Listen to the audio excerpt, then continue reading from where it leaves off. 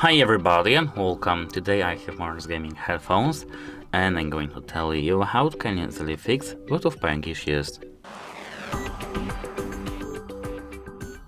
So, if you have any troubles with connecting to your headphones, at first you have to enter settings. On iPhone do it too. Here on iPhone go to Bluetooth and here in Android go to Connect Devices and Connection Preferences.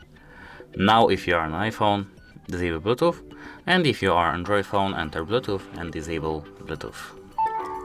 Now you have to turn off your headphones for at least 10 or 20 seconds to do a soft reset.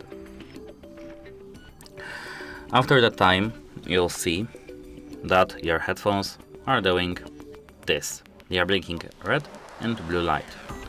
If they do, that's good, now you can try to connect to them. If they don't, you have to contact the device support.